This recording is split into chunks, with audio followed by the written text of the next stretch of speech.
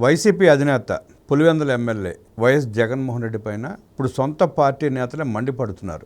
ఎవరినైనా సరే తన అవసరానికి వాడేస్తాడని, అవసరం తీరాక కూరలో కరివేపాకలా తీసి పారేస్తాడని విమర్శలు గుప్పిస్తున్నారు. ఇదే జగన్ నైజం అంటూ విమర్శలు గుప్పిస్తున్నారు. ఇందుకు తాజాగా బొత్స సత్యనారాయణ ఉదంతాన్ని ప్రస్తావిస్తున్నారు. బొత్స పట్ల జగనుడి వైఖరిని వైసీపీ నేతలు తప్పుపడుతున్నారు. ఇలా చేస్తే, ఇలాగే వ్యవహరించుకుంటూ పోతే పార్టీలో ఎవరు మాత్రం ఉంటారంటూ నిలదీస్తున్నారు.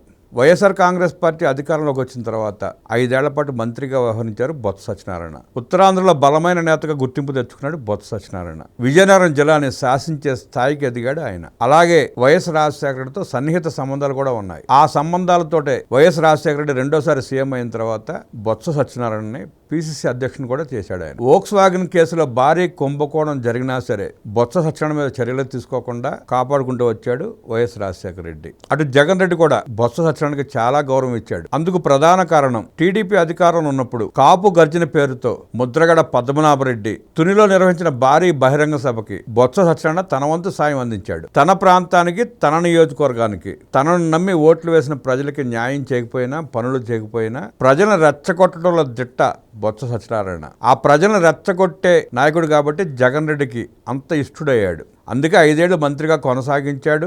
తర్వాత ఎమ్మెల్యేగా ఓడిపోయినా ఎమ్మెల్సీని చేసి భుజానెక్కించుకున్నాడు. తుని కాపు గర్జన కూడా వైఎస్ఆర్ కాంగ్రెస్ పార్టీ అధికారంలోకి రావడానికి ప్రధాన కారణమని నమ్ముతాడు జగన్ రెడ్డి. అందుకే బొత్స సత్యనారాయణని తండ్రి సమానుడు అంటూ పొగిడాడు జగన్ రెడ్డి. జగన్ రెడ్డి మాటలకి బొత్స కూడా కన్నీరు పెట్టుకున్నాడు. అయితే ఇదంతా ఎన్నికలకు ముందు. ఇప్పుడు పరిస్థితి పూర్తిగా మారిపోయింది. బ్రెయిన్ స్ట్రోక్ కారణంగా హైదరాబాద్లో ఒక ప్రైవేట్ ఆసుపత్రిలో బొత్స సత్యనారాయణ చికిత్స పొందుతున్నాడు. ఆయన్ని పార్టీలకు అతీతంగా అందరూ ఆసుపత్రికి వెళ్లి పరామర్శిస్తున్నారు. కానీ జగన్ రెడ్డి మాత్రం కనీసం బొత్స సత్యనారాయణ పేరు కూడా ఎత్తడం లేదు. పక్కవారిని, పక్కనున్న వాళ్ళని ఆయన ఆరోగ్య పరిస్థితి గురించి వాకపు కూడా చేయడం లేదు. యలహంక తాడేపల్లి మధ్యలో షటిల్ సర్వీస్ చేస్తున్న జగన్మోహన్ రెడ్డి పెళ్లిళ్లకి, వేడుకలకి, చావులకు హాజరవుతున్నాడు తప్ప హైదరాబాద్ వెళ్ళి బొత్స సత్యనారాయణని పలకరించి ఎలా ఉన్నారు అని మాత్రం అనడం లేదు. పలకరించిన పాపాన పోలేదు. బొత్స సత్యనారాయణ లాంటి వ్యక్తిని పలకరించకపోవడం మీద పార్టీ నేతలే గురుగా ఉన్నారు. మండలి సమావేశాల్లో బొత్స సత్యనారాయణ తీరు మీద జగన్ రెడ్డి ఆగ్రహంగా ఉన్నాడనేది వైఎస్ఆర్ కాంగ్రెస్ పార్టీ నాయకులు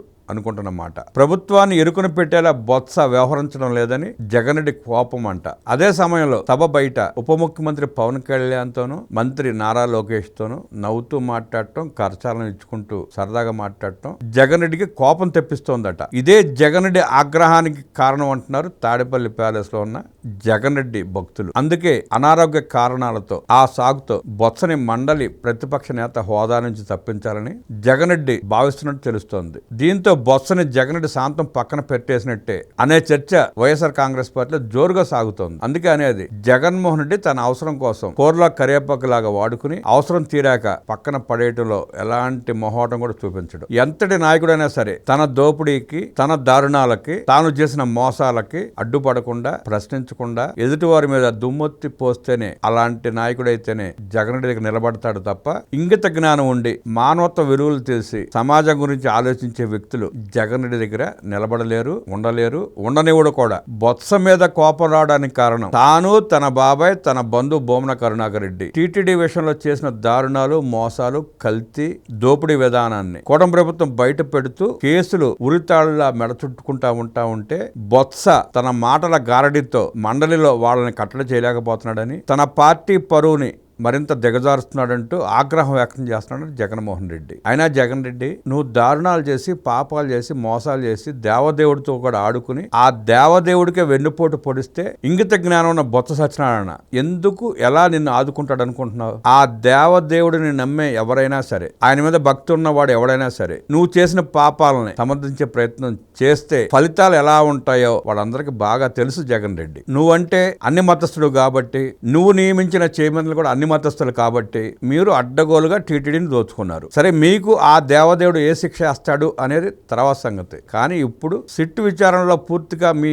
పాపాలని బహిర్గతం అయిన తర్వాత ఇంకా మీరు బొంకుదామనుకుంటే మిమ్మల్ని విశ్వసించేవాడు ఎవడు లేడు, నమ్మేవాడు ఎవడు లేడు. బొత్స లాంటి నాయకుడిని కూడా మీరు కోల్పోతే నీ పార్టీ పరిస్థితి ఏంటో నువ్వు 4 గదుల మధ్యలో కూర్చుని ఆలోచించు.